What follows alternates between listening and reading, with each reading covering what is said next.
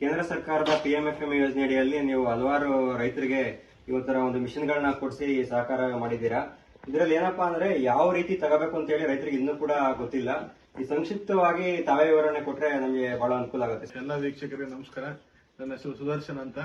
ಒಂದು PMFME ಯೋಜನೆಯ ತುಮಕೂರು ಜಿಲ್ಲೆಯಲ್ಲಿ ಜಿಲ್ಲಾ ಸಂಪನ್ಮೂಲ ವ್ಯಕ್ತಿಯಾಗಿ ಕೆಲಸ ಮಾಡ್ತಾ ಇದ್ದೇನೆ. ಈ ಒಂದು ಯೋಜನೆ ಹೈಲೈಟ್ ಹೇಳ್ಬಿಡ್ತೀನಿ.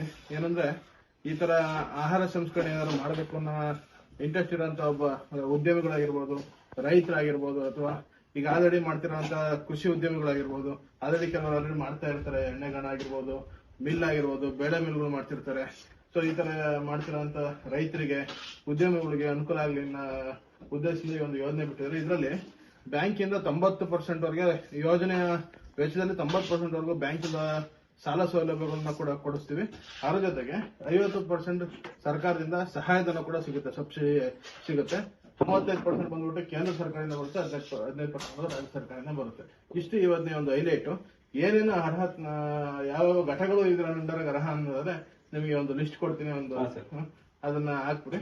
ಸೊ ಈ ಒಂದು ಬ್ರಾಡ್ ಆಗಿ ಹೇಳೋಕೆ ತಿನ್ನೋಂತ ಐಟಮ್ಗಳು, ಆಹಾರ ಪದಾರ್ಥಗಳು, ಮನುಷ್ಯ ಆಗಿರ್ಬೋದು ಅಥವಾ ಪ್ರಾಣಿ ಪಕ್ಷಿಗಳು ತಿನ್ನೋಂತ ಐಟಮ್ಗಳನ್ನ ಉತ್ಪಾದನೆ ಮಾಡೋದಕ್ಕೆ ಈ ಒಂದು ಯೋಜನೆ ಅವಕಾಶ ಇದೆ. ಸಂಪೂರ್ಣ ಮಾಹಿತಿಗಾಗಿ ಕೃಷಿ ಸಂದೇಶ ಯೂಟ್ಯೂಬ್ ಚಾನಲ್ಗೆ ಭೇಟಿ ನೀಡಿ.